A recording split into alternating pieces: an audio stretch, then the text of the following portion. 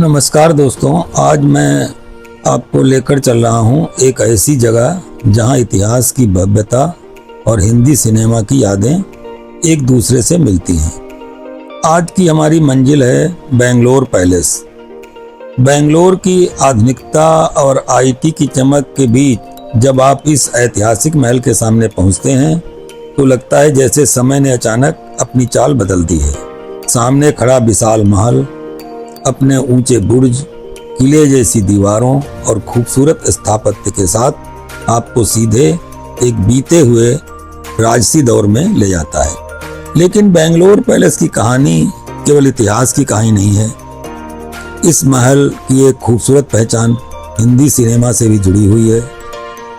तो आइए आज की इस यात्रा में हम बेंगलोर पैलेस को केवल एक पर्यटक स्थल की तरह नहीं बल्कि इतिहास और फिल्मों की साझा कहानी की तरह देखते हैं। बेंगलोर पैलेस का निर्माण 19वीं शताब्दी में मैसूर के वाडियार राज परिवार से जुड़ा है। 1873 में भूमि खरीदी गई और लगभग 1874 से 1878 के बीच महल का निर्माण पूरा हुआ। इसकी वास्तुकला में ब्रिटिश ट्यूडर शैली का प्रभाव साफ दिखाई देता है।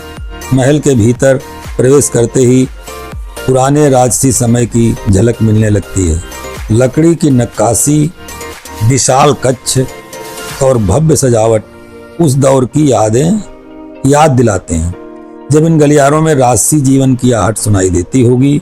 और फिर कैमरे की नज़र इस महल पर पड़ी। हिंदी सिनेमा ने इस ऐतिहासिक इमारत को अपनी कहानियों का हिस्सा बनाया। जो जीता वही सिकंदर में बेंगलोर पैलेस को एक आलीशान हवेली के रूप में देखा गया।